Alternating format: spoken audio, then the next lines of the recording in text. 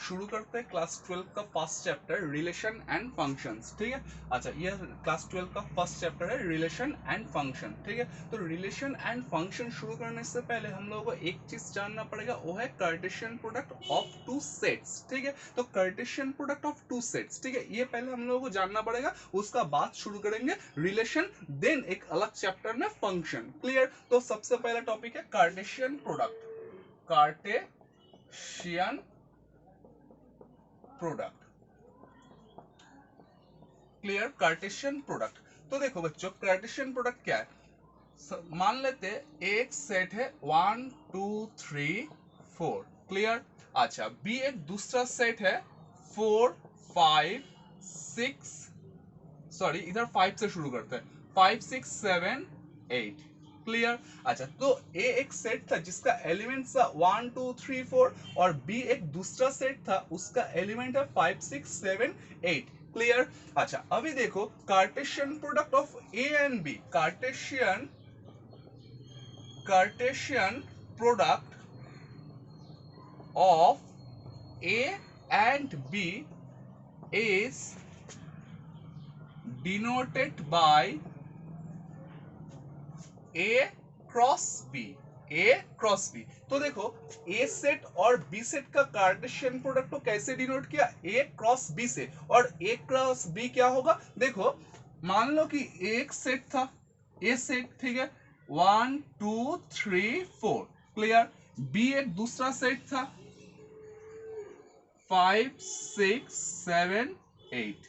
Clear, 5 6 7 8। अच्छा अभी देखो ए सेट का साथ जो बी सेट का कार्टेशियन प्रोडक्ट मिलेगा वो कैसे, ए की जो एलिमेंट्स था 1 2 3 4 उनका हर एक एलिमेंट के साथ, ए सेट की हर एक एलिमेंट के साथ, यानी कि 1 के साथ 2 के साथ 3 के साथ 4 के साथ, इसका हर एक एलिमेंट का एक पेयर बनेगा। जैसे 1 का साथ 5 का पेयर बना, 1 का साथ 6 का, 1 का साथ 7 का, 1 का साथ 8 का। यानी कि देखो जब 1 का साथ 5 का पेयर मिलेगा 1 5 ऐसे लिखेंगे। ठीक है, 1 6 पेयर बन रहा है ना, दो दो एलिमेंट लेके, तो 1 का साथ क्या होगा 6। ठीक है, 1 का साथ 7, 1 का साथ 8। क्लियर, फिर उसी तरह 2 के साथ 5, 2 के साथ 6, 2 के साथ 7, 2 के साथ 8 का पेयर बनेगा। ठीक है, अच्छा इस पेयर को बोल रहे हैं क्या, ऑर्डर्ड पेयर। किस लिए, देखो पेयर किस लिए बोल रहा है ये तो समझ में आ गया। ऑर्डर्ड पेयर, ऑर्डर्ड यानी कि एक ऑर्डर, एक क्रम फॉलो कर रहा है। ठीक है, वो क्रम कैसा था कि देखो 1, ये जो देखो हर एक ऑर्डर्ड पेयर है, इसका फर्स्ट एलिमेंट आ रहा है देखो ए सेट से। ठीक है, और जो दूसरा एलिमेंट था, सेकंड एलिमेंट था, वो आ रहा है बी सेट के, यानी कि first element comes from A and the second element comes from B, that is it is occurring at an order. ठीक है, इसीलिए इसको बोला जा रहा है एक ऑर्डर्ड पेयर। क्लियर, अच्छा तो 1 5 1 6 1 7 1 8। ठीक है, उसके बाद क्या होगा, 2 के साथ इस बी सेट का हर एक एलिमेंट का ऑर्डर पेयर, यानी कि 2 4 5। ठीक है, 2 6 2 7, फिर देखो 2 8। ठीक है, अच्छा फिर देखो 3 के साथ बनेगा 3 5 3 6 3 7 3 8। क्लियर, फिर देखो 4 के साथ बनेगा 4 5 4 6 4 7 4 8। क्लियर, और ये क्या था, सेट था, तो सेट को हम लोग सेकंड ब्रैकेट से डिनोट करते हैं। ठीक है, तो बन गया ए एंड बी सेट का कार्टेशियन प्रोडक्ट, तो A cross B equal to this. Clear, अच्छा समझ में आ गया कि नहीं। अच्छा अभी देखो A cross B cartesian product में कुल मिलाकर कितना एलिमेंट है, देखो 1 2 3 4 गिनो, 16 एलिमेंट। ठीक है, अच्छा तो 16 एलिमेंट्स था, यानी कि ए सेट में कितना एलिमेंट था 4, और बी सेट में कितना एलिमेंट था बोलो 4, या ठीक है कि नहीं, 4 इंटू 4 16। क्योंकि देखो ये ए सेट के अगर 4 एलिमेंट है, तो ए सेट के हर एक एलिमेंट के लिए कितना कितना ऑर्डर पेयर मिलेगा, देखो 4 ऑर्डर पेयर। क्लियर, फिर देखो 2 के लिए कितना, फिर से 4 ऑर्डर पेयर, फिर से 4, फिर से 4, तो ऐसे मतलब क्या 4 इंटू 4 16। यानी कि ए सेट में जितना एलिमेंट्स है और बी सेट में जितना एलिमेंट्स है, इन दोनों का प्रोडक्ट क्या देगा, ए क्रॉस बी, यानी कि ए एंड बी सेट के कार्टेशियन प्रोडक्ट में कितने एलिमेंट्स है, यानी कि देखो n of A cross B equal to क्या, देखो n of A cross B क्या डिनोट करता है, number of elements in A cross B. Clear. अच्छा इक्वल टू क्या होगा, 4 इंटू 4 इक्वल टू 16। तो ये था हम लोगों का कार्टेशियन प्रोडक्ट। तो इसी तरह अगर मान लो किसी सेट में ए पी एलिमेंट्स है, यानी कि एन इक्वल टू पी, और दूसरा था बी सेट, उसमें सोचो कि क्यू एलिमेंट्स था, तो A cross B cartesian product में कितना एलिमेंट्स मिलेगा, P into Q, that is P Q. Clear. अच्छा तो इतना तक लिख लो। क्लियर। अच्छा उसके बाद हैशटैग या फिर स्टार देके ये चीज कर देना, therefore number of elements in A cross B equal to कितना, पी क्रॉस क्यू। ठीक है, तो इतना तक लिख लो। ये था कार्टेशियन प्रोडक्ट, और ये चीज क्या था बोलो, number of elements in Cartesian product. Clear. तो कार्टेशियन प्रोडक्ट समझ में आ गया। कार्टेशियन प्रोडक्ट मतलब क्या, ए और बी सेट का अगर कार्टेशियन प्रोडक्ट निकल रहा हो तो उसका मतलब क्या, ए सेट के हर एक एलिमेंट के साथ बी सेट के हर एक एलिमेंट का ऑर्डर्ड पेयर। क्लियर। अच्छा तो एक हो गया ए क्रॉस बी, यानी कि ए एंड बी सेट का कार्टेशियन प्रोडक्ट। आगे बढ़ते हैं रिलेशन। ठीक है, तो पहले तुम लोग वीडियो पॉज करके ये चीज लिख लो। अच्छा तो शुरू करते हैं रिलेशन।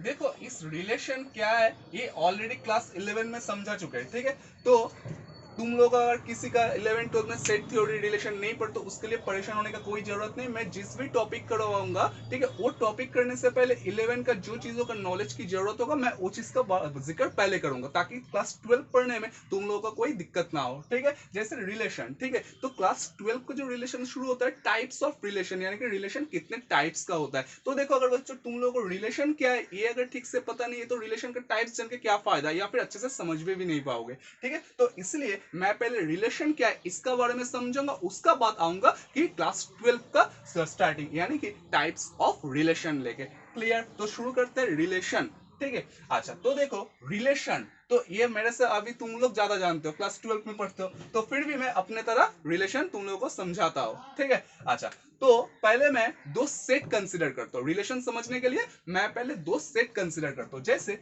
ये सेट था, ठीक है, तो ए सेट को मान रहे दशरथ, और बी सेट क्या था, एक सेट मैंने एज्यूम किया दशरथ, ठीक है, और बी एक दूसरा सेट था, वो था राम, लक्ष्मण,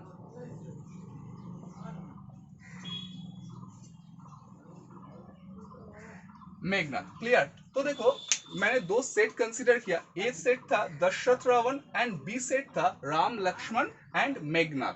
तो देखो ये सेट में जो एलिमेंट्स है, दशरथ किनका किसका फादर है, राम एंड लक्ष्मण का, और रावण किसका पिता है, बोलो मेघनाथ का। यानी कि ये सेट में जो एलिमेंट्स था, ए सेट में जो एलिमेंट्स था वो क्या है, देखो बी सेट का एलिमेंट्स का father.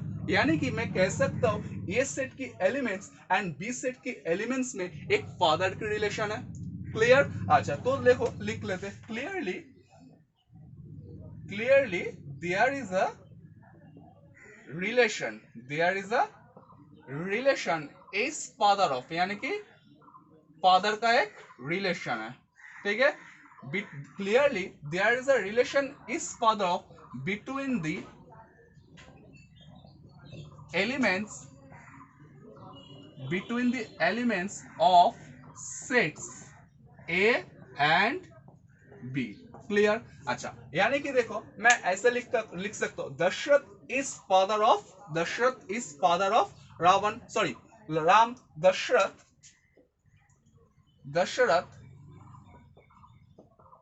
Is father of Ram, Dashrath is father of Lakshman. अच्छा Ravan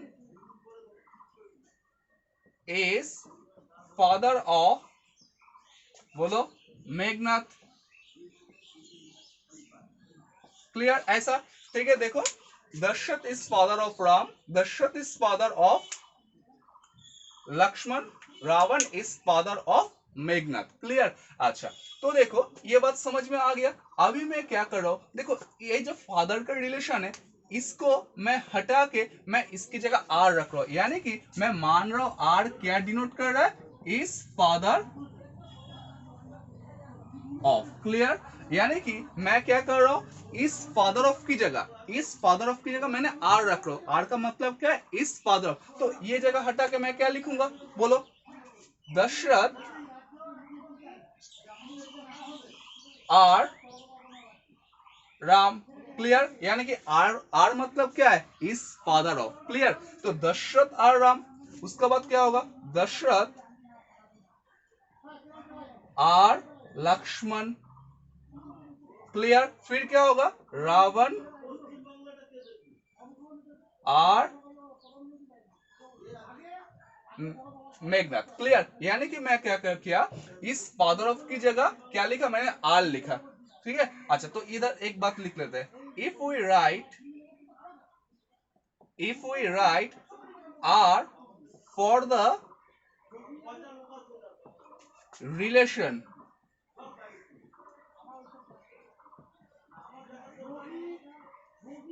if we write R for the relation is father of between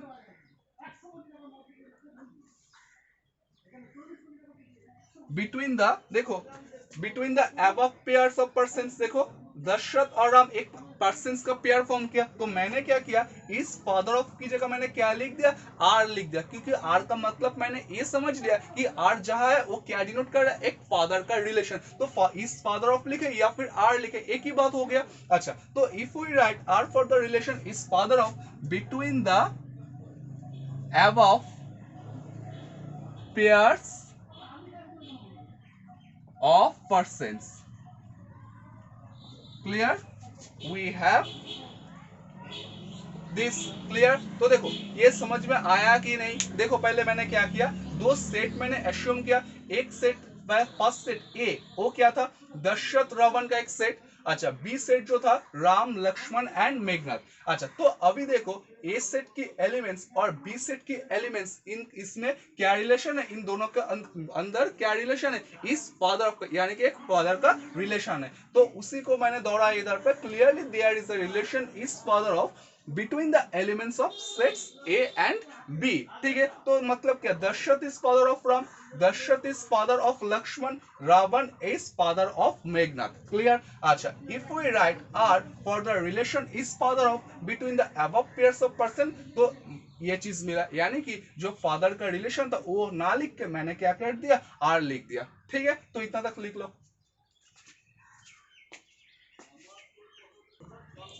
अच्छा, तो हम लोगों को बस इतना तक था, Dashrath R Ram, Dashrath R Lakshman, Ravan R Meghnath. Clear? अच्छा, अभी मैं देखो क्या कर रहा हूं, इसका काम को और थोड़ा आगे लेके जा रहा हूं। कैसे? इस जगह पे आर ना लिख के मैंने इसको क्या किया, दिया एक ऑर्डर पेयर। तो ऑर्डर पेयर मतलब ऐसा होगा, दशरथ कॉमा राम। क्लियर? ऐसे मिलेगा। ठीक है? अच्छा, फिर इसको क्या मिलेगा, दशरथ लक्ष्मण रावण मेघनाथ, ऐसे तीन ऑर्डर पेयर्स मिला। इन तीन ऑर्डर पेयर्स को मैंने एक सेट की फॉर्म में लिख रहे, इन तीन ऑर्डर पेयर्स को मैंने एक सेट की फॉर्म में लिख रहे, यानी कि आर को ना लिख के मैंने क्या किया, एक ऑर्डर फॉर्म में, एक ऑर्डर पेयर की फॉर्म में लिखा। तो देखो कैसे, इधर तीन ऑर्डर पेयर मिलेगा। तो देखो मैंने आर इक्वल टू क्या लिख दिया, दशरथ, ठीक है, राम, फिर क्या कर दिया, दशरथ आर लक्ष्मण, फिर कर दिया रावण मेघनाथ।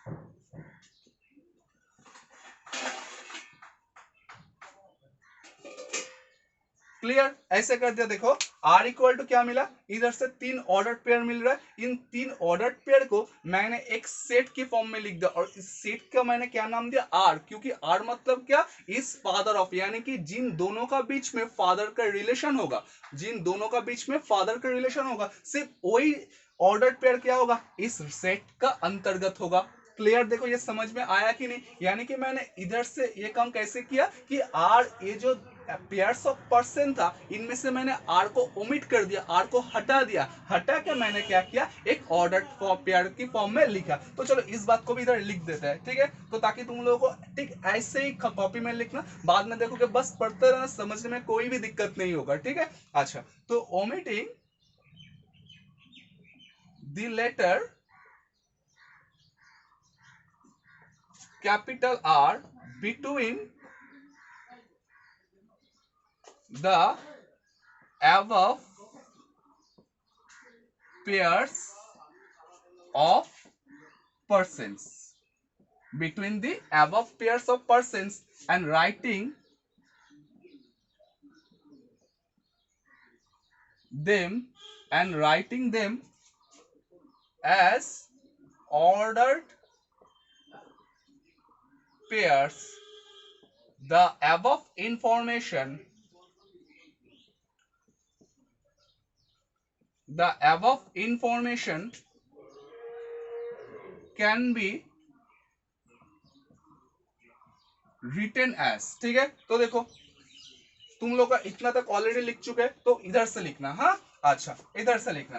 तो देखो मैंने क्या किया, इन पेयर्स ऑफ पर्सन में से आर को हटा दिया। आर को हटा के मैंने क्या किया, बस इसको एक ऑर्डर्ड फॉर्म में लिख दिया। बोलो ये समझ में आया कि नहीं? ठीक है, एक ऑर्डर्ड फॉर्म में लिख दिया। तो हमको क्या मिला, एक सेट आर। तो आर इक्वल टू क्या हुआ, दशरथ राम, दशरथ लक्ष्मण, रावण, मेघनाथ। ठीक है, या फिर इसको मैंने ऐसा भी लिख सकता हूं, देखो x, y such that, ठीक है, x is फादर ऑफ कितना, y, ठीक है, x is father of y, comma x belongs to capital है, y बिलोंग्स टू क्या है, बोलो कैपिटल B। समझो इसको।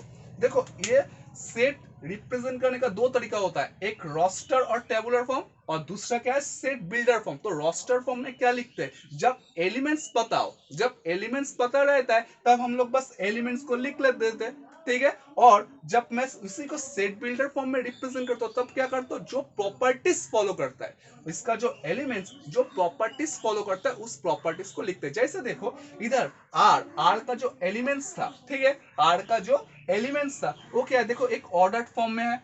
तो इसलिए मैंने क्या किया, x, y यानी कि एक ऑर्डर्ड पेयर सच दैट। तो अभी इसका ये कौन सा कंडीशन फॉलो करता है, वो कंडीशन को इधर लिख दूंगा। जैसे कि देखो दशरथ राम, दशरथ लक्ष्मण, रावण, मेघनाथ, यानी कि इन दोनों का बीच में देखो, इसको मैंने x से डिनोट किया, इसको मैंने y से डिनोट किया। तो क्या होना चाहिए, x y का फादर, इस बात को पहले दोहरा, x is father of y। फिर देखो ये x यानी कि दशरथ रावण कहां से आ रहा है, ए सेट से आ रहा है। तो इसलिए मैंने लिखा देखो x बिलोंग्स टू a, और उसका बाद देखो राम, लक्ष्मण, मेघनाथ कहां से आ रहा है, b सेट से आ रहा है। तो इसलिए मैंने लिख दिया क्या, y belongs to b। Clear, इतना तक समझ में आया कि नहीं? ठीक है, तो हम लोगों को क्या मिला, एक सेट r इक्वल टू क्या, इधर से। ठीक है, तो ये सेट कैसे मिला, एक रिलेशन से। कौन सा रिलेशन था, इस फादर ऑफ। तो वो रिलेशन इस फादर ऑफ, ये वो रिलेशन क्या दे रहा है, एक सेट दे रहा है आर। क्लियर या फिर क्लियर नहीं? यानी कि देखो मैं कह सकता हूं कि जो रिलेशन था इस फादर ऑफ, वो क्या दे रहा है, एक रिलेशन दे रहा है, या एक रिलेशन दे रहा है। और वो रिलेशन क्या था, ये वाला। अभी एक चीज देखो, अगर मैंने ए क्रॉस बी निकलते तो क्या होता, देखो दशरथ राम, दशरथ लक्ष्मण, दशरथ मेघनाथ होता कि नहीं? क्योंकि मैंने बोला था ए क्रॉस बी जब निकालोगे तो क्या होगा, ए सेट के हर एक एलिमेंट के साथ बी सेट की हर एक एलिमेंट का ऑर्डर्ड पेयर। यानी कि पहले क्या मिलता, दशरथ राम, दशरथ लक्ष्मण, दशरथ मेघनाथ। उसका बाद क्या मिलता, रावण राम, रावण लक्ष्मण, रावण मेघनाथ। तो उधर कितना, कुल मिलाकर 6 एलिमेंट्स मिलता। तो देखो इन तीन जो एलिमेंट्स था, ये तीन एलिमेंट्स ए क्रॉस बी में है। मतलब मैं कह सकता हूं R is a subset of A cross B. Clear या फिर क्लियर नहीं? देखो ए क्रॉस बी तुम लोग साइड पर लिख लो, देखोगे जो मिलेगा उसमें देखो ये तीन एलिमेंट शामिल है। यानी कि देखो आर, मैं कह सकता हूं R is a subset of A cross B. तो therefore R is a subset of A cross B।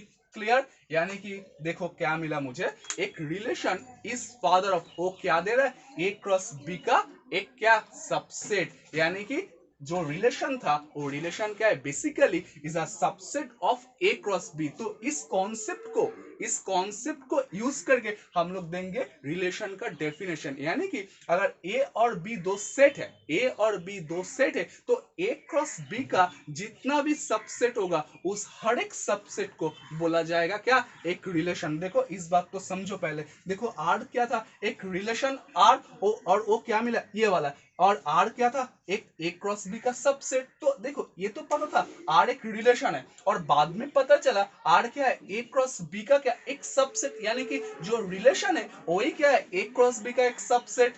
समझ में आया कि नहीं? यानी कि मैं कह सकता हूं relation is a subset of A cross B. तो रिलेशन का डेफिनेशन क्या होगा, any subset of A cross B is called a relation from A cross B का अगर सबसेट है तो बोलूंगा relation from A to B.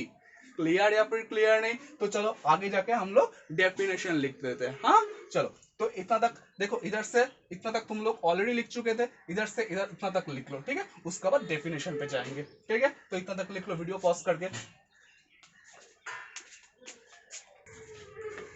अच्छा, लिखते हैं रिलेशन का डेफिनेशन, ठीक है? If A and B are non-empty sets,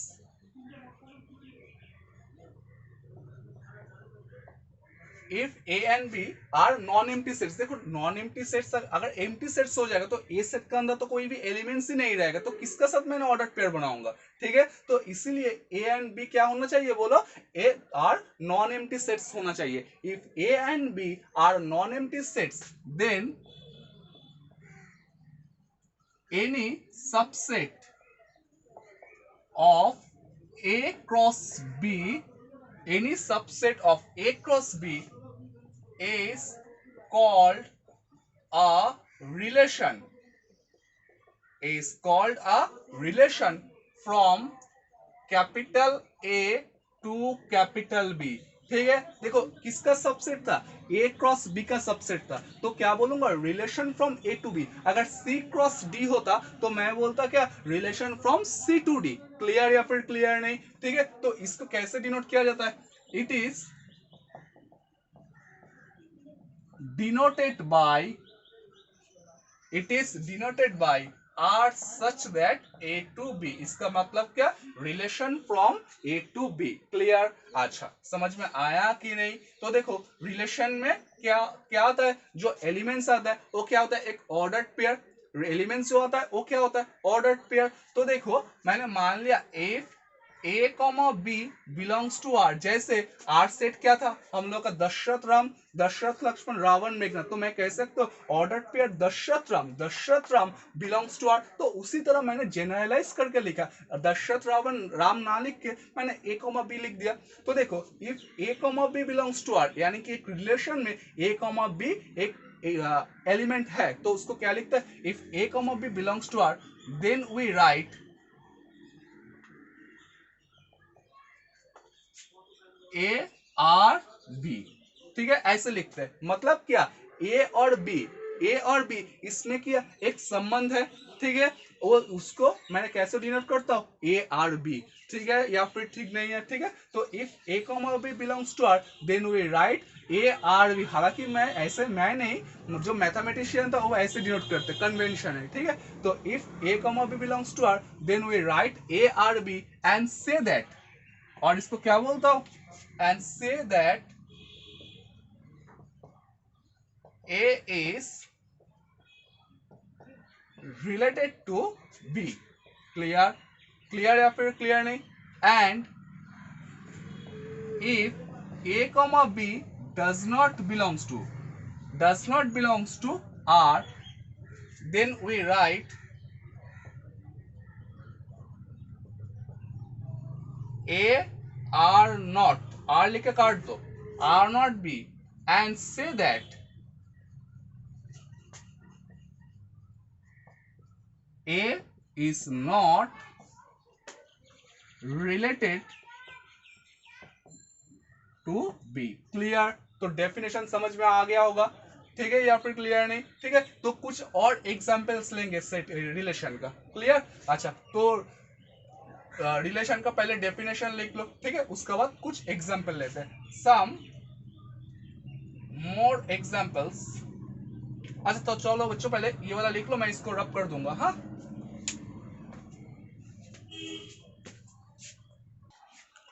अच्छा, सम मोर एग्जाम्पल्स ऑफ रिलेशंस, ठीक है। अच्छा रिलेशंस का कुछ और एग्जाम्पल लेते हैं। मान लेते हैं पहले दो सेट कंसिडर करता हूँ, ए इक्वल टू 1 2 3 4, ठीक है। अच्छा बी एक सेट कंसिडर करता हूँ 5 6 7 8, क्लियर। अच्छा तो पहला relation R is a relation from A to B, clear।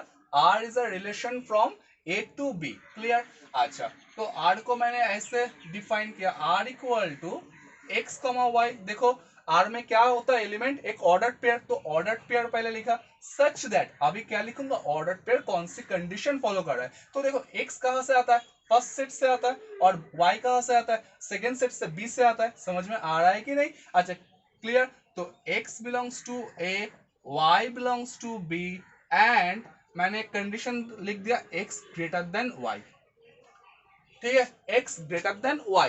तो चलो इस सेट को लिखते हैं। देखो तो देखो x, y, तो x और y में क्या रिलेशन होना चाहिए, x y से ज्यादा।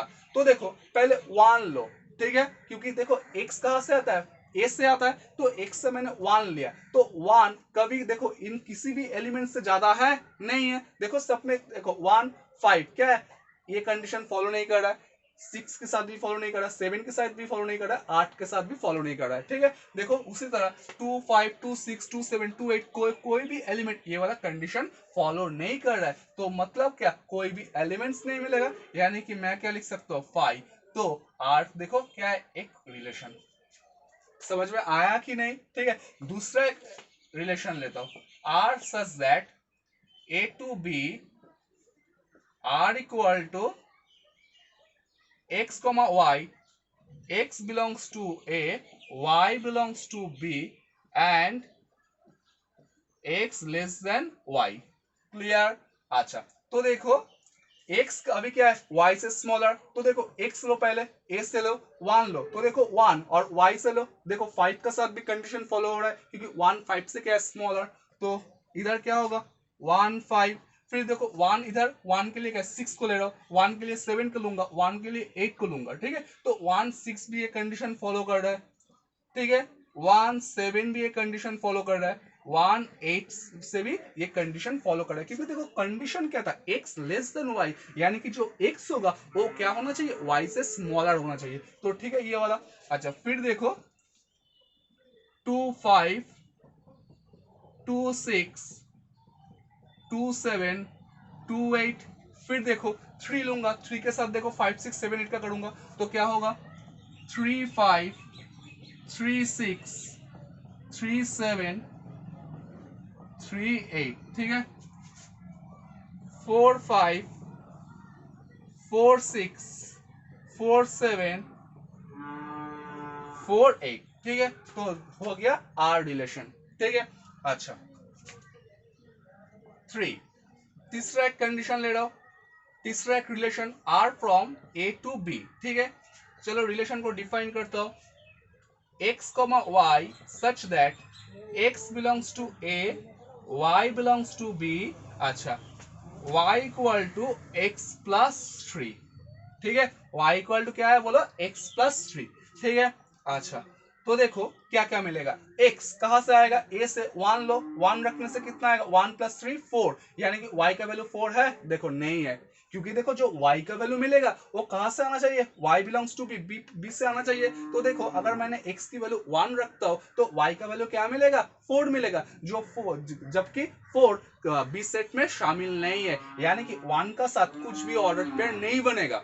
क्लियर हो रहा है कि नहीं? ठीक है, ये बात अच्छा से समझो, इसलिए मैंने 4 एग्जांपल्स लूंगा, 3 एग्जांपल हो गया, एक और एग्जांपल लूंगा, ताकि तुम लोग देखो ये इसको कहता है सेट बिल्डर फॉर्म से उसको रोस्टर फॉर्म में लिख सको, ठीक है। उसका बाद देखो x का वैल्यू 2 रखता हूं, x का वैल्यू 2 रखता हूं, तो 2 रखने पे कितना मिलेगा, 2 प्लस 3 5, देखो 5 है, तो कितना आ रहा है 2,5, ठीक है। उसका बाद कितना आएगा बोलो 2, देखो 3 रख रहा हूं, 3 रखने पे कितना 6, ठीक है। अच्छा 4 रखने पे कितना बोलो 7, तो और कुछ ए सेट के और कुछ कोई भी एलिमेंट्स नहीं बचा, तो ये हो गया R रिलेशन, ठीक है। उसका बाद चौथा एग्जाम्पल, ठीक है, इस जगह पे ले आओ 4, ठीक है। अच्छा देखो R such that A to B, clear.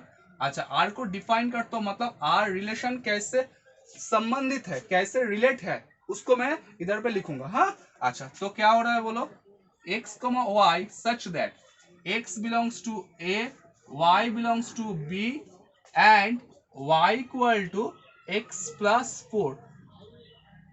देखो तुम लोग ये लिखने का पहले कोशिश करो, वीडियो पॉज करके ये लिखने का कोशिश करो। तो देखो मैंने इधर पे x की जगह 1 रखा, तो 1 प्लस 4 5 मिलेगा कि नहीं मिलेगा, मिलेगा। यानी कि मैं क्या लिख सकता हूँ 1,5, ठीक है। अच्छा फिर 2 रख रहा हूँ, 2 रखने पे कितना मिलेगा 6 मिलेगा, ठीक है। 3 रखने पे कितना मिलेगा 7 मिलेगा, 4 रखने पे कितना मिलेगा 8 मिलेगा। क्लियर या फिर क्लियर नहीं, तो देखो आर रिलेशन मिल गया, ठीक है। तो ये 4 रिलेशन तुम लोग अच्छा से लिख लो, ठीक है, और अच्छे से समझने की कोशिश करो कैसे मैंने इस फॉर्म से इस फॉर्म लिखा, ठीक है। अच्छा से कोशिश करो, ठीक है, अच्छे से देखो और समझो, ठीक है। तो पहले ये चीज लिख लो।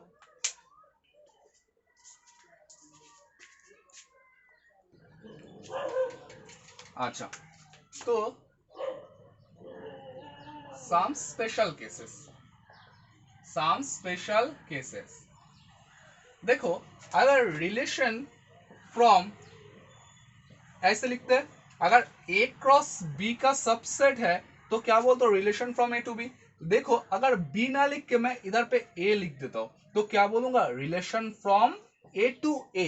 तो रिलेशन फ्रॉम ए टू ए, इस बात को क्या बोला जाता है रिलेशन ऑन ए। तो रिलेशन ऑन ए मतलब क्या बोलो दिस, रिलेशन ऑन बी मतलब क्या होगा R such that B to B. फिर से समझो, अगर देखो ए क्रॉस बी का सबसेट होता है तो क्या लिखते हैं relation from A to B, ठीक है। अगर बी ना लिख के मैं इधर पे भी ए से कर दिया तो क्या होगा रिलेशन फ्रॉम ए टू ए, या फिर तुम लोग क्या कह सकते हो रिलेशन ऑन ए, ठीक है। तो पहला तो इसलिए देखो सम स्पेशल केसेस लिखा, मतलब क्या बी ना लिख के मैंने इस जगह पे ए लिख दिया, क्लियर। अच्छा मतलब कुछ कंडीशन इंपोज कर रहा हूं, तो जब कंडीशन इंपोज करूंगा तो सम स्पेशल केस बन रहा है, या फिर इसको कोरोलारी भी कह सकते हो, ठीक है। अच्छा तो वन तो क्या होगा रिलेशन ऑन अ सेट, ठीक है। तो क्या होगा लेट, तो देखो ये सेट क्या होना चाहिए नॉन एम्प्टी सेट होना चाहिए। तो let capital A B a non empty set, non empty set, then any subset of A cross A is called a relation on A, ठीक है। It is denoted by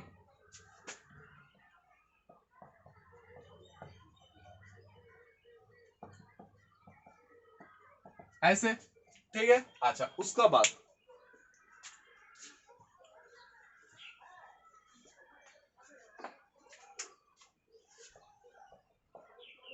empty relation,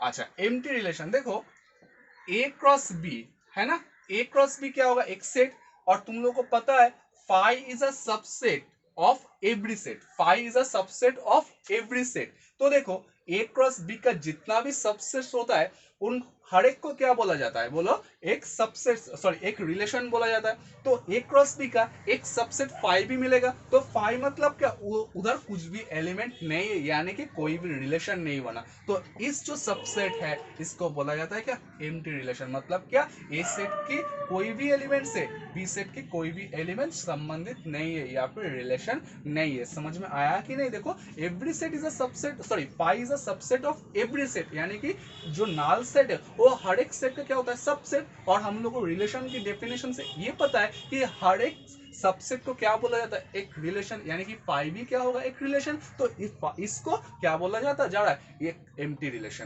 clear. तो लिखो तो the empty subset phi is called an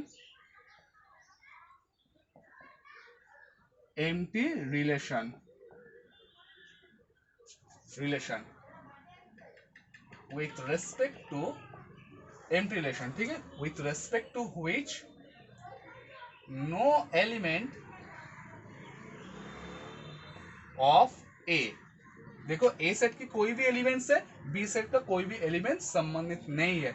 no which with respect to which no element of A is related to any element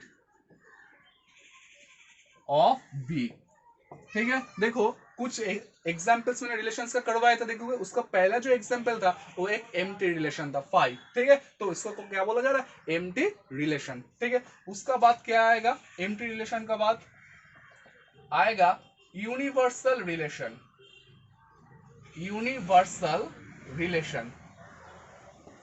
देखो every set is a subset of itself, यानी कि A is a subset of itself.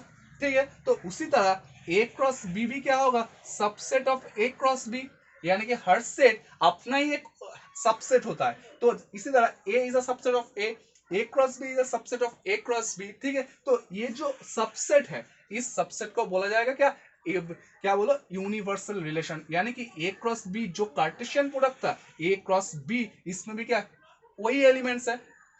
Clear या फिर clear नहीं. ठीक है, तो क्या लिखूंगा, the subset A cross B of A cross B. मतलब देखो A क्रॉस B सेट का A क्रॉस B जो सबसेट है. ठीक है, the subset A cross B. ठीक है, इधर पे लिख लो, since every set is a subset of itself. ठीक है, the subset A cross B of A cross B is called a universal relation. Clear. अच्छा, यूनिवर्सल रिलेशन हो गया. उसका बाद आएगा आइडेंटिटी रिलेशन. ठीक है, ये समझ में आ रहा है ना, identity relation.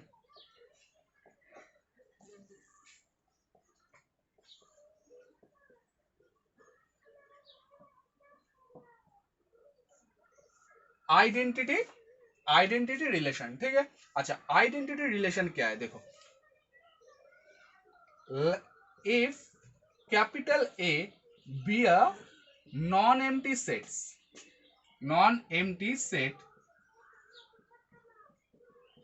then the relation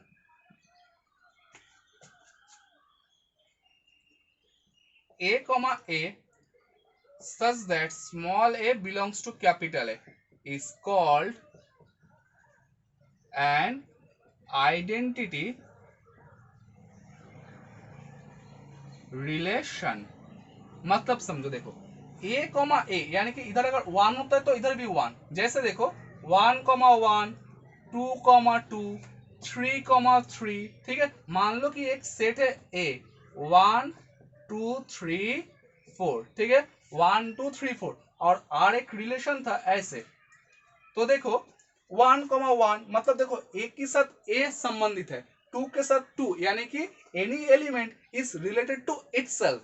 3 के साथ 3 ऐसा नहीं हो सकता. 1 कॉमा 2 1 कॉमा 3, यानी कि ऑर्डर पेयर का जो फर्स्ट एंड सेकंड एलिमेंट है वो दो अलग नहीं हो सकता है. ठीक है, every element is related to itself only. ठीक है, 1 1 2 2 3 3. इधर देखो अगर 4 नहीं है तो ये कोई मायने नहीं रखता है. अगर 4 होता तो 4 कॉमा 4 होना चाहिए. ठीक है, अगर कोई भी एलिमेंट मिसिंग है तो कोई मायने नहीं रखता. इस बात को अच्छे से समझो, बाद में काम आएगा. इधर 1 2 3 4 4 एलिमेंट्स था, तो देखो इधर पे 4 नहीं लिखा. ठीक है, रिलेशन में 4 नहीं है, तब भी ये क्या है, एक आइडेंटिटी रिलेशन. क्योंकि देखो आइडेंटिटी रिलेशन का मेन खासियत क्या है कि A कॉमा A, यानी कि जो एलिमेंट रिलेशन का अंतर्गत है वो कैसे संबंधित होगा, उसका अपना का साथ. ठीक है, should be related to itself only. Clear. तो ऐसे. ठीक है, अच्छा समझ में आ रहा है कि नहीं. तो ये क्या था, एक रिलेशन. तो ये रहा एग्जाम्पल. ठीक है, अच्छा तो is called an identity relation. ठीक है, तो इस बात को लिख देता हूं, with respect to the identity relation, identity relation any element, और ए बिलोंग्स टू, तो समझ में आ ही रहा है, ए वन कहां से आ रहा है, ए से, ठीक है, और बाद में वन भी कहां से आएगा, ए से, यानी कि इधर कैसा है, R such that A to A, ठीक है। अच्छा, जो भी हो, तो identity relation any element is related to itself only. Clear? तो चलो, ये था सम स्पेशल केसेस, ठीक है। उसका बाद करेंगे domain, range and domain, codomain and range. उसका बाद हम लोगों का क्लास 12 का टॉपिक टाइप्स ऑफ रिलेशंस, ठीक है। ये अभी तक क्लास 11 का मैं पढ़ा रहा हूँ ताकि तुम लोगों को क्लास 12 में पढ़ने में कोई दिक्कत ना आए, ठीक है, इसीलिए इसको अच्छे से समझना, ठीक है। तो चलो वीडियो पॉज करके लिख लो।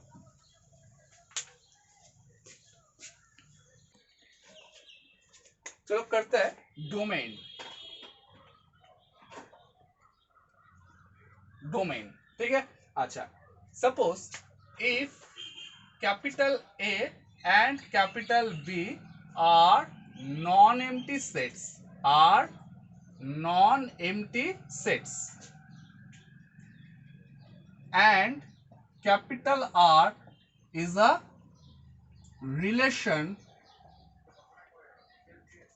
from capital A to capital B. Clear? ठीक है, मैं पहले डेफिनेशन लिखता हूं। If capital A and capital B are non empty sets and R is a relation from capital A to capital B, then the domain of R usually denoted by D is defined as the set of first elements of as the set of first elements of all ordered pairs which belong to R। देखो, समझो इस बात को, इस पे बाद में आएंगे, पहले समझते हैं। सोचो एक रिलेशन था A to B, ठीक है।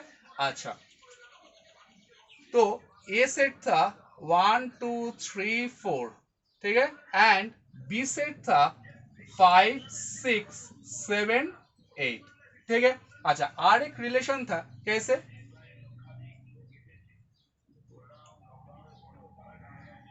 x comma y such that x belongs to A, y belongs to B, ठीक है, and y equal to x plus 4, ठीक है। अच्छा, तो देखो ये वाला क्या आएगा, अभी मैंने बोला था x की जगह 1 रखो, तो 1 5 2 6 3 7, और कितना आएगा बोलो, 4,8, ठीक है। तो देखो आर रिलेशन में ये 4 ऑर्डर पेयर्स है, ठीक है। इन 4 ऑर्डर पेयर्स का जो फर्स्ट एलिमेंट है, देखो 1 2 3, उसका बाद कितना 4, तो इन जो फर्स्ट एलिमेंट है, इस फर्स्ट एलिमेंट्स का जो सेट होगा वही क्या होगा, इस सेट का डोमेन, यानी कि डोमेन को मैंने डी से डिनोट किया जाता है, तो डी इक्वल टू क्या होगा, देखो आर रिलेशन में जो ऑर्डर पेयर्स है, आर रिलेशन में जो ऑर्डर पेयर्स है उसका फर्स्ट एलिमेंट का सेट, यानी कि 1 2 3 7। क्लियर? ये था एग्जाम्पल नंबर 1, ठीक है। अच्छा, एग्जाम्पल नंबर 2, और क्या किया था मैंने, आर एक रिलेशन लिया था A to B, तो आर इक्वल टू कितना था, x, y such that x belongs to A, y belongs to B and y equal to x plus 3। तो इधर क्या क्या मिलेगा बोलो, a की जगह x की जगह कितना रखूंगा बोलो, 1 रखने पे 5 मिलता है, सॉरी 4 मिलता है, 4 है नहीं, तो 2 रखूंगा, 5 मिलेगा, 3 रखूंगा 6, और 4 रखूंगा 7, ठीक है, यानी कि 2 5 3 6, ठीक है, 3 रखने पे कितना 6, 4 रखने पे 7, ठीक है। तो इसका डोमेन क्या आएगा, देखो 2 3 4, यानी कि रिलेशन में जितना भी ऑर्डर पेयर्स है उनका क्या, फर्स्ट एलिमेंट का सेट, तो 2 3 4, ठीक है, 2 3 4, क्लियर या फिर क्लियर नहीं? तो एक बात गौर करो इधर पे, जो डोमेन है और डोमेन कहां से आ रहा है, देखो फर्स्ट एलिमेंट है, तो फर्स्ट एलिमेंट कहां से आता है, ए सेट से, तो डोमेन बेसिकली कहां से आता है, ए सेट से, तो इधर भी देखो डोमेन ए सेट से आ रहा है, तो इधर पे देखो डोमेन इक्वल टू क्या है, ए सेट का इक्वल, और इधर डोमेन क्या है, देखो ए क्या था 1 2 3 4, और इधर क्या है 2 3 4, यानी कि डी पे जो एलिमेंट्स है वो ए पे भी है, यानी कि D is a subset of A. तो इधर पे एक, इधर से एक बात पता चल रहा है, domain is a subset of A, कभी कभी इक्वल भी हो जाता है और कभी कभी सबसेट होता है, ठीक है, क्लियर या फिर क्लियर नहीं? तो अभी डेफिनेशन पे आता है, देखो if A and B are non empty sets, तो जरूर रिलेशन बनने के लिए ए और बी को क्या होना चाहिए, एक दो नॉन एम्प्टी सेट्स, ठीक है। If A and B are non-empty sets and R is a relation from capital A to capital B, then the domain of R usually denoted by D। तो देखो इतना तक क्या किया, एक रिलेशन का जिक्र किया, उसका बाद डोमेन को कैसे डिनोट किया जाता है इसका जिक्र किया, ठीक है। उसका बाद अभी डेफिनेशन पे आ रहा है, is defined as the set of first elements, as the set of first elements, किस first element का, of all ordered pairs which belong to R, यानी कि जो ordered pair R का अंतर्गत है, ऐसा कोई देखो एलिमेंट क्या मैंने लिखा जो इसका नहीं है, देखो ऐसे तो मैंने 1 भी लिख सकते थे, लेकिन 1 किस लिए नहीं लिख सकते, देखो 1 का साथ कोई भी ऑर्डर पेयर इधर पे नहीं बना, तो मैंने क्या बोला, रिलेशन का अंतर्गत जितना भी ऑर्डर पेयर्स है, उस ऑर्डर पेयर का जो फर्स्ट एलिमेंट है, फर्स्ट एलिमेंट का सेट लिखो, तो देखो इधर पे 1 के साथ कोई भी ऑर्डर पेयर नहीं बना, तो that is why we can not write 1, ठीक है। अच्छा, तो ये बात समझ में आया कि नहीं? तो देखो डोमेन को कैसे डिनोट करूंगा, डी इक्वल टू, देखो डोमेन में क्या आता है, एक एलिमेंट आता है, तो एक एलिमेंट को जनरली मैंने x से डिनोट कर दिया, तो x सच दैट क्या होगा, x बिलोंग्स टू क्या होगा, बोलो a होगा, होगा कि नहीं? अच्छा, एंड क्या होगा, ऑर्डर पेयर भी होना चाहिए, x y belongs to r। देखो अगर ये ऑर्डर पेयर r का अंतर्गत नहीं है तो x भी नहीं लिख सकता हो, ठीक है। और y क्या है, एनी एलिमेंट, और y कहां से आएगा, b सेट्स क्या आएगा, तो for some small y belongs to b, समझो अच्छा से, डी सेट पे क्या आता है, एक एलिमेंट आता है, ठीक है, तो x सच दैट, तो x कहां से आएगा, a से आएगा, और क्या क्या कंडीशन फॉलो करता है कि ऑर्डर x का साथ कोई ऑर्डर पेयर r में शामिल होना चाहिए, तो देखो इसलिए मैंने क्या लिखा, x y belongs to r, और y क्या था, y क्या कहां से आता है, b से, for some y equal to y belongs to b, clear, ये था डोमेन का डेफिनेशन, ठीक है। इसका बाद आऊंगा रेंज, ठीक है, तो डोमेन ये वाला लिख लो,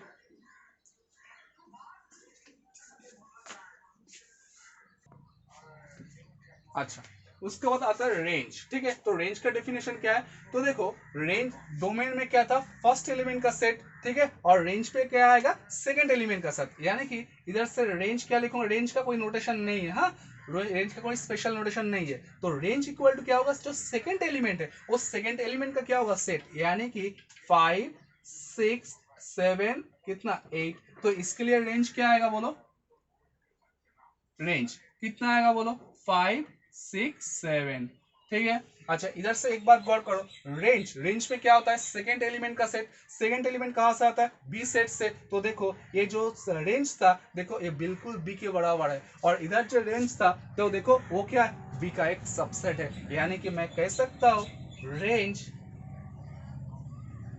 इज अ सबसेट ऑफ क्या, बोलो बी, क्लियर या फिर क्लियर नहीं? तो देखो डेफिनेशन पढ़ते हैं, तो देखो पहले की तरफ इधर भी लिखूंगा, if A and B are non empty sets and R is a relation from A to B, then the domain, domain नहीं होगा इधर, क्या होगा, range, then the range of R is defined as a set of second elements of all ordered pairs which belong to R, ठीक है, R का अंतर्गत होना चाहिए, ठीक है। तो ये रेंज तुम लोग का समझ में आ गया, तो डोमेन में क्या था, ऑर्डर रेंज सॉरी रिलेशन में जितना भी ऑर्डर पेयर्स आता है उसका फर्स्ट एलिमेंट का सेट, और रेंज क्या होता है, रिलेशन में जितना भी ऑर्डर पेयर्स आता है उसका सेकेंड एलिमेंट्स का सेट, ठीक है, तो लिख लो range.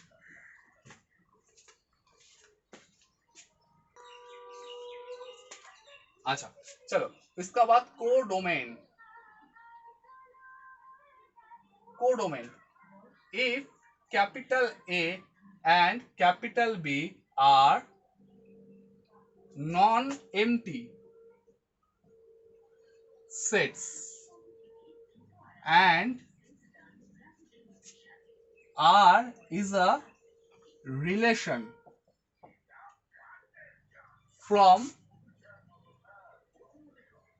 Capital A to B, मतलब क्या, R such that A to B, ठीक है।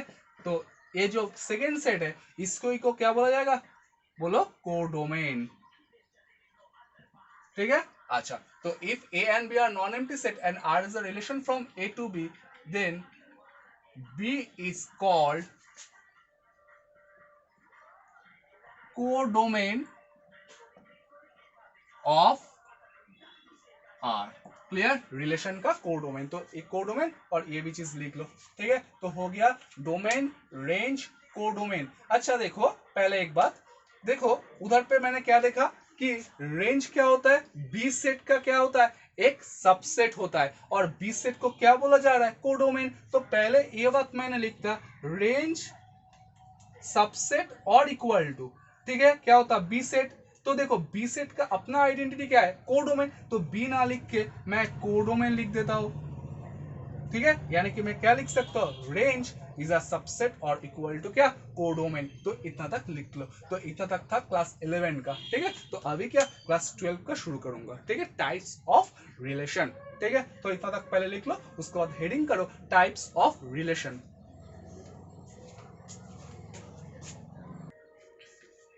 अच्छा, टाइप्स ऑफ रिलेशन, ठीक है। तो let capital A B are non empty sets, non empty set R relation on capital A, ठीक है। मतलब आर रिलेशन ऑन ए, ये क्या डिनोट करता है, एक सेट। R relation on A, relation on A मतलब क्या दिखाया मैंने अभी, A to A, clear. A to क्या होगा, A. R relation on A is set to B, ठीक है। फर्स्ट रिफ्लेक्सिव, फर्स्ट कंडीशन क्या है, रिफ्लेक्सिव, ठीक है। मतलब क्या, देखो एक, ये रिलेशन कब रिफ्लेक्सिव होगा, ये रिलेशन कब रिफ्लेक्सिव होगा उसका बारे में बात कर रहे हैं। तो is said to be reflexive if small A R A for every small a belongs to capital A, that is a comma a belongs to capital R for all small a belongs to capital A। समझो अच्छा से, देखो देखो reflexive if A R ए, यानी कि ए से ही संबंधित है, 1 आर 1, 2 आर 2, 3 आर 3, ये बिल्कुल आइडेंटिटी की तरह। देखो उधर पे मैंने बोला था 1 1 के साथ, 2 2 के साथ, 3 3 के साथ, यानी कि हर एक एलिमेंट अपना साथ संबंधित है, ठीक है। तो आइडेंटिटी रिलेशन से इसका थोड़ा सा अंतर है, और बाद में बोलता हूँ, ठीक है। तो बिल्कुल ये क्या आइडेंटिटी रिलेशन के तरह ही है, ठीक है। तो देखो ए आर ए फॉर एवरी, इधर पे इस बात पे गौर करो। देखो ये कहां से आता है, रिलेशन ऑन ए टू ए, तो ये कहां से आएगा, जाहिर सी बात है ए से ही आएगा। तो देखो ए बिलोंग्स टू, ये लिखने में तुम लोगों को कोई दिक्कत नहीं, फॉर एवरी ए, ठीक है। तो दैट इज, देखो इसको मैं कैसे लिख सकता हूँ, ए आर ए, तो ए आर ए होगा, तो देखो A comma A belongs to R होगा, है ना। देखो इसी को तो मैंने लिख देखा था, A comma A belongs to R, ठीक है। तो इसको मैं कैसे लिखता हूँ, ए आर ए, या फिर उल्टा सोचो, ए आर ए था यानी कि ए कॉमा ए बिलोंग्स टू क्या होगा, आर, ठीक है। देखो ये मैंने सेट का नोटेशन में समझा चुके हैं, ठीक है। तो A comma A belongs to R for all small A, ठीक है। देखो एवरी ए बिलोंग टू लिखे या फिर ऑल लिखे, एक ही बात हुआ। ईच एंड एवरीवन या फिर ऑल बोले, ठीक है। ईच एंड एवरीवन मतलब कि किसी को मत छोड़ो, और ऑल मत बोलने का मतलब भी कि किसी को मत छोड़ो, तो ये लिखो या फिर ये लिखो, एक ही बात है। तो अब समझते हैं, सोचो एक सेट था, एग्जाम्पल 1 2 3, ठीक है।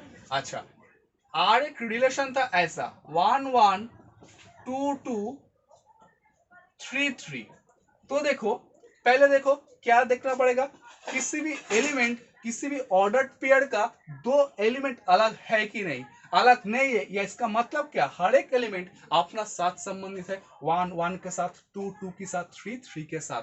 तो देखो तो इधर पे 1 2 3 किसी एलिमेंट क्या छूटा है, इधर पे नहीं छूटा है, यानी कि क्या, ए एलिमेंट का क्या होता है, ए सेट का हर एक एलिमेंट का एक ऑर्डर पेयर होना ही चाहिए, ठीक है, होना ही होना है, ठीक है। सोचो अगर मैं ऐसे लिखता, इसको मैंने R1 से डिनोट करता हूँ, ठीक है, इसको मैंने R2 से डिनोट करता हूँ। सोचो कि ऐसा था 1 1 और 2 2, ठीक है। तो देखो इधर 3,3 है, यानी कि देखो ए सेट का जो 3 एलिमेंट था उसका साथ उसका कोई भी ऑर्डर पेयर नहीं है, तो इसलिए R2 is not reflexive whereas R1 is reflexive. तो देखो R2 रिफ्लेक्स ना होने का कारण क्या, कि ए सेट में क्या था, 3 था, और 3 का साथ क्या चाहिए था, एक 3,3 ए भी होना चाहिए था, क्योंकि देखो 3 अगर ऑर्डर पेयर बनाएगा वो किसका साथ बनाएगा, 3 के साथ भी बनाएगा, तो 3,3 क्या होना चाहिए, तो R2 में होना चाहिए था। तो इसलिए मैं इधर से लिख रहा हूँ is a reflexive relation, reflexive relation, ठीक है, ठीक है। तो इधर क्या लिखूंगा, is not a reflexive relation as 3,3 does not belongs to कितना बोलो, R2।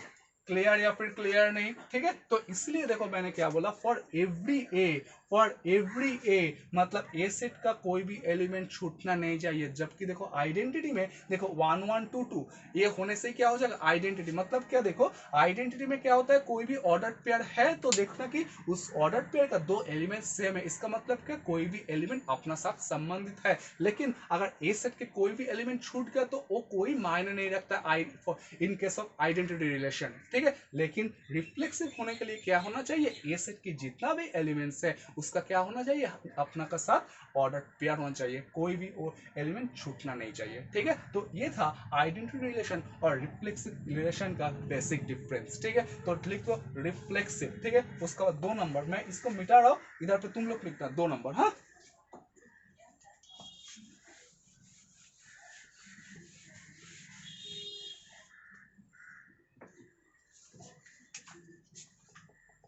दो नंबर, ठीक है। उसका बाद है सिमेट्रिक,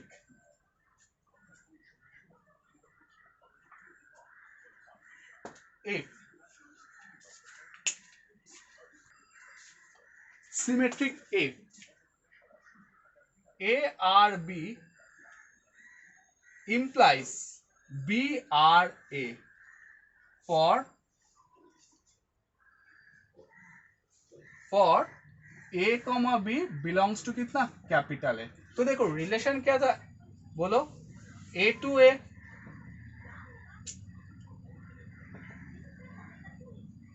ऐसा था रिलेशन, ठीक है। तो देखो ए कहां से आएगा, ए से, बी भी कहां से आएगा, ए से, तो इसलिए मैंने ए बी लिख दिया, ठीक है। तो देखो सिमेट्रिक, देखो ए बी से संबंधित है, इसका मतलब क्या, बी भी ए से संबंधित है, इसका मतलब देखो दैट इज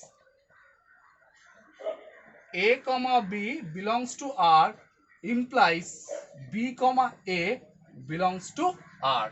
क्लियर या फिर क्लियर नहीं, तो चलो समझते हैं, एक एग्जांपल लेते हैं। एग्जांपल मान लेते हैं कि A इक्वल टू 1 2 3 था, B इक्वल टू 4 5 6 था, ठीक है। अच्छा देखो, तो एक रिलेशन मैंने ऐसा लिया 1 1 1 2 2 1, ठीक है। अच्छा उसका बाद 3 6, उसका बाद 6 3, ठीक है। अच्छा तो देखो 1 1, देखो A comma B belongs to R, तो देखो दोनों को इंटरचेंज किया, बी कॉमा है तो 1 1, ठीक था। तो इसका इंटरचेंज करने से क्या होगा, 1 1 ही, और इस रिलेशन में 1 2, ठीक है। तो क्या होना चाहिए 2 1, ठीक है। तो 2 1 है, 3 6 था, इसको उल्टा दो, इंटरचेंज करो, 6 3 ए भी है, यानी कि this is a symmetric reflection, symmetric relation, ठीक है। तो लिख देते हैं is a symmetric relation. Clear या फिर क्लियर नहीं, हाँ। अच्छा सिमेट्रिक हो गया। अच्छा तो उसका और एक एग्जांपल लेते हैं, R2। सोचो ऐसा था 1 1 2 2, ठीक है, 1 3 1551, ठीक है। तो इधर पे देखो 1 1 को देखो इंटरचेंज करने से 1 1 होता है, ये कोई फर्क नहीं करता है। 1 3 तो क्या होना चाहिए था 3 1, तो 3 1 है नहीं। फिर देखो 1551 है, लेकिन 1 3 था तो क्या होना चाहिए था 3 1 भी होना चाहिए। तो this is not a symmetric relation, तो इज नॉट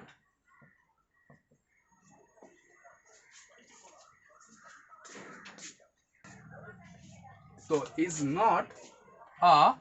symmetric relation, ठीक है। एज देखो 1 3 belongs to R2 but 3 1 does not belongs to R2, ठीक है। तो 1 3 होने से क्या होना चाहिए 3 1 भी होना चाहिए, ठीक है। तो ये था सिमेट्रिक, ठीक है। उसका बाद तीसरा, ठीक है। तो वीडियो पॉज करके इतना तक लिख लो।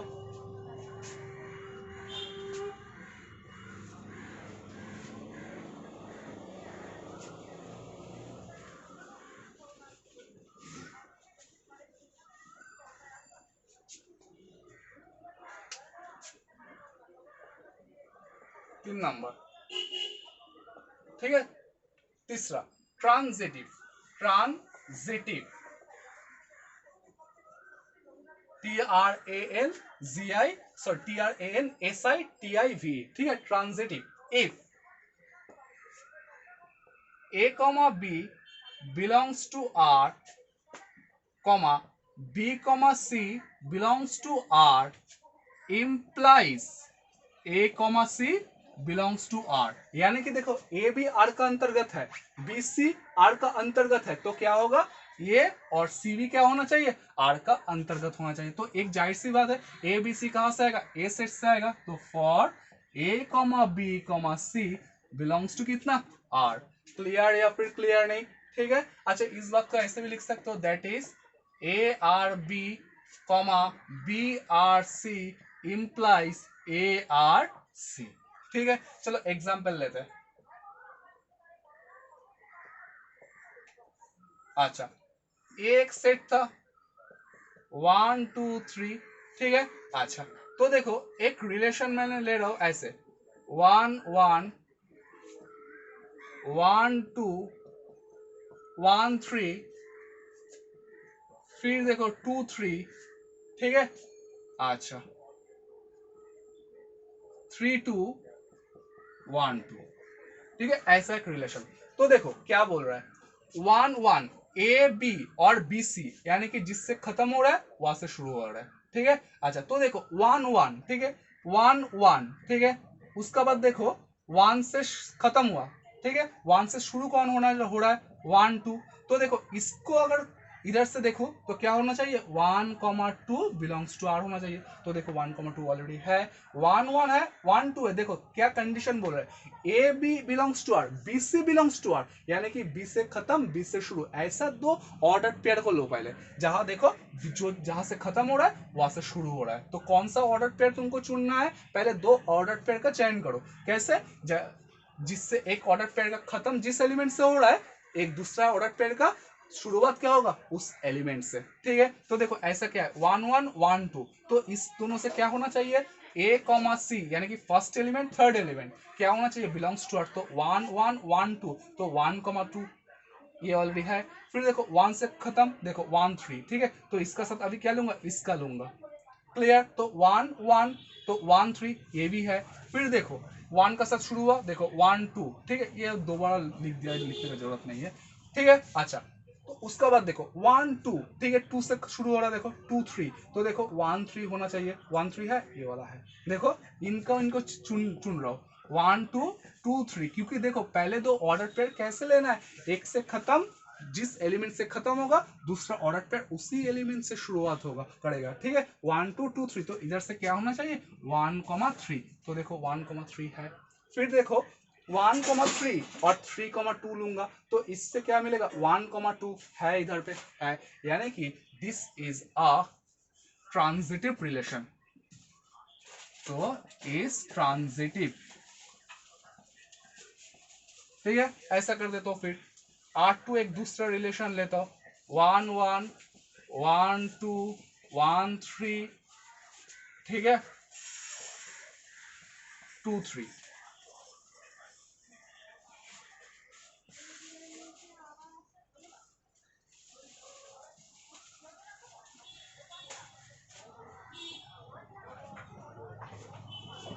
थ्री 1,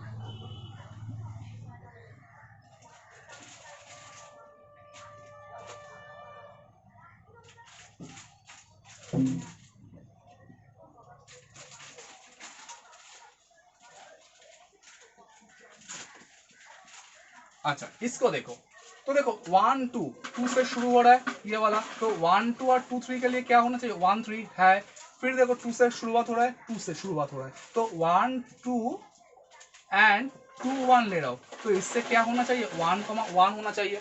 क्लियर या फिर क्लियर नहीं, ठीक है। अच्छा तो देखो 1 1 डज नॉट बिलोंग्स टू कितना है, R2।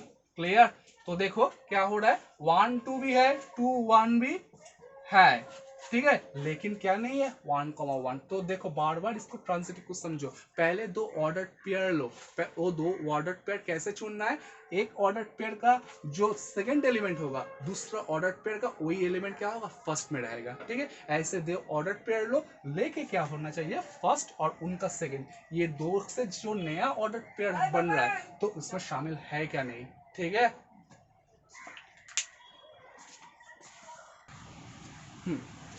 तो ट्रांजिटिव समझ में आ गया, तो लिख लो इज नॉट ट्रांजिटिव, ठीक है, ठीक है, ट्रांजिटिव एज, ये वाला रीजन लिख लो, ठीक है। तो ट्रांजिटिव हो गया, ठीक है, ये था तीनों टाइप्स का रिलेशन, ठीक है। अच्छा आगे कुछ एग्जांपल्स लेके मैं इसको और भी अच्छे से समझाऊंगा, ठीक है। तो फिलहाल इतना कॉपी कर लो। अच्छा उसका बाद क्या है, equi balance relation, equi balance relation,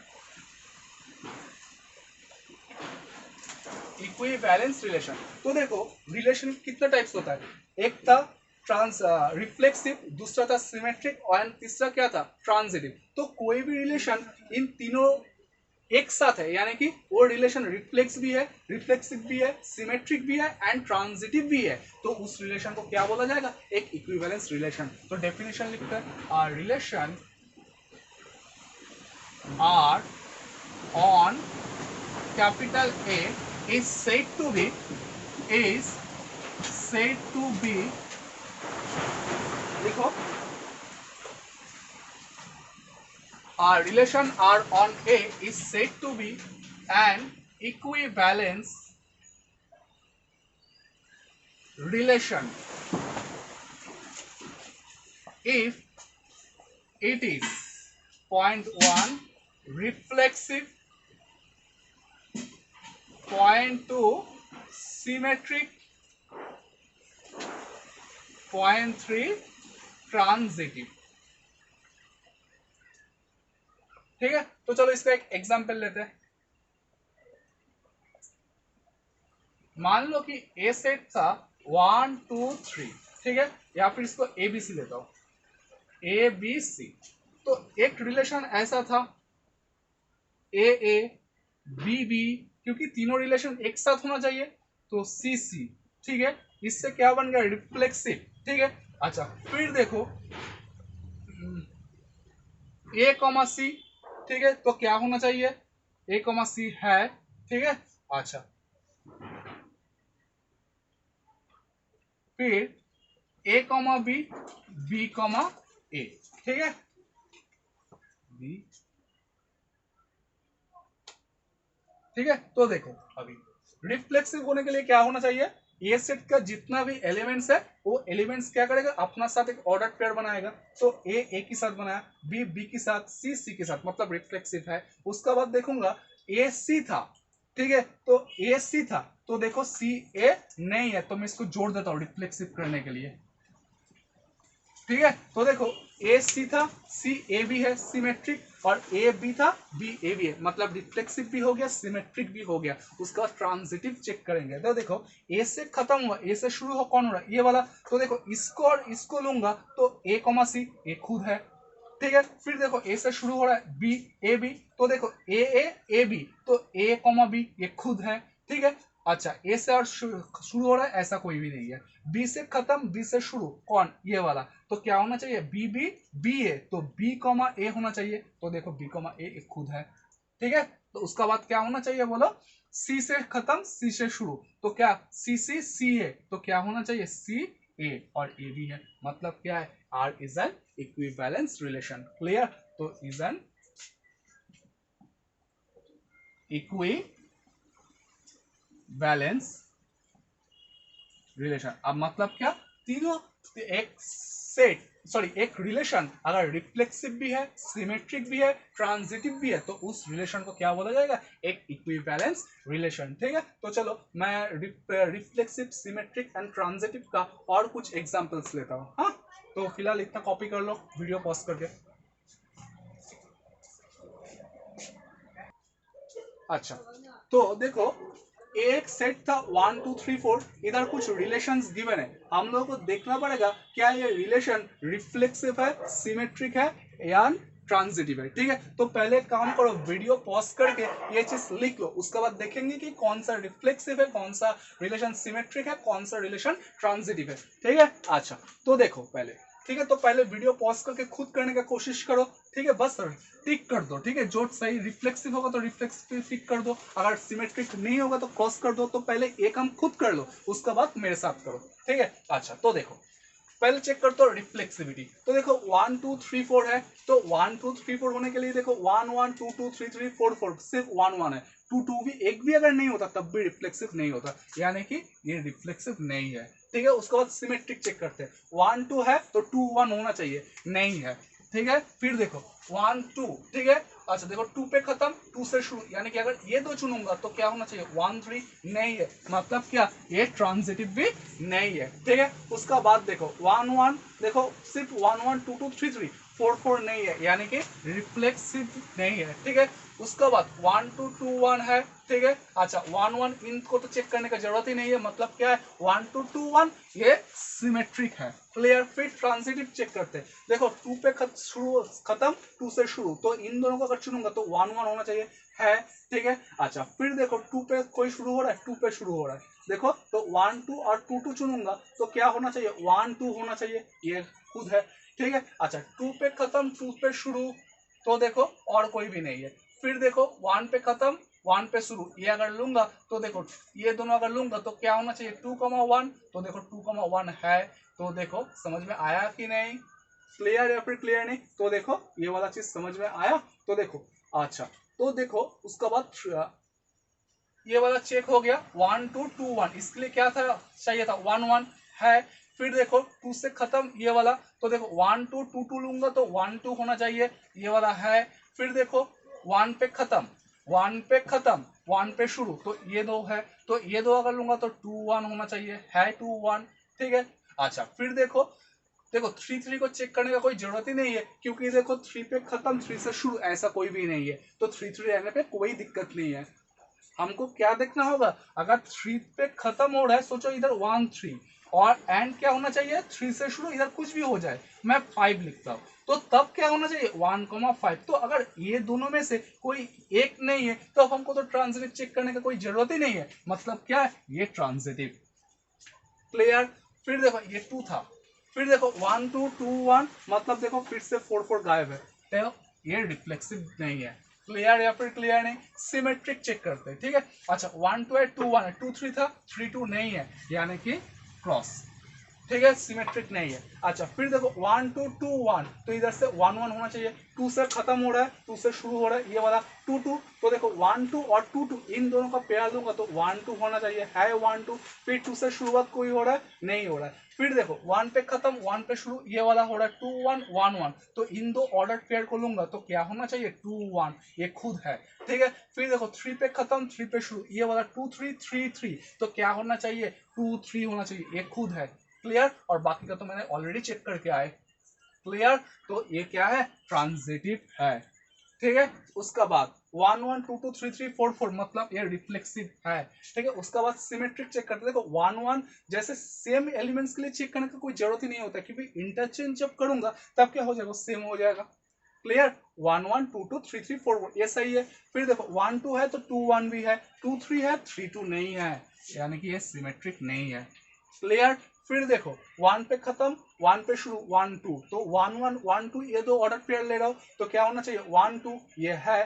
फिर देखो 1 पे खत्म 1 पे शुरू और कोई भी नहीं है, 2 पे खत्म 2 पे शुरू 2 1, तो 2 2 2 1 को लूंगा तो 2 1 होना चाहिए, देखो एक 2 1 खुद है, ठीक है। फिर 3 पे खत्म 3 पे शुरू और नहीं है, 4 पे खत्म 4 पे शुरू कोई नहीं है, यानी कि ये ट्रांजिटिव है, ठीक है। उसका बाद 1 1 2 2 3 3 4 4 रिफ्लेक्सिव है, ठीक है। तो देखो 1 1 किसी एक को भी इंटरचेंज कर दो तो देखो वही मिले एलिमेंट मिलेगा, यानी कि 1 1 इन दोनों को इंटरचेंज करने से क्या होगा 1 1 ही हो जाएगा, यानी कि ये सिमेट्रिक भी है और ट्रांजिटिव। देखो 1 पे खत्म 1 पे शुरू ऐसा नहीं है, 2 पे खत्म 2 पे शुरुआत हुआ ऐसा नहीं है, 3 पे खत्म 3 पे शुरुआत नहीं हुआ, 4 पे खत्म 4 पे शुरुआत नहीं हुआ, यानी कि ये चेक करने का कोई जरूरत ही नहीं है, यानी कि ये क्या है बोलो एक ट्रांजिटिव भी है, ठीक है। तो मैं उम्मीद करता हूँ जितना तक समझा है, ठीक है, वो अच्छे से समझ में आ गया होगा। अगर समझने में कोई भी दिक्कत है तो तुम नीचे लाए कमेंट सेक्शन में कमेंट करके जरूर बताओ, ठीक है। मैं और अच्छा से प्रयास करूंगा ताकि इसको तुम लोगों को और आसानी से समझ में आए,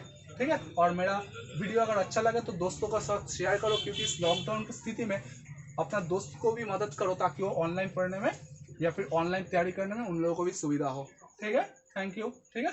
तो इसका बाद अगर नहीं भी समझ में आया उसका बाद पूरा एक्सरसाइज पढ़ा है, ठीक है, एक्सरसाइज करवाऊंगा पूरा समझ में आ जाएगा, लेकिन ये अच्छा से देखो, एक बार देखो 2 बार देखो, अच्छा से कर लो, ठीक है। कॉन्सेप्चुअल है, अगर किसी जगह समझ में नहीं आया तो कमेंट सेक्शन में कमेंट करके जरूर बताओ, ठीक है।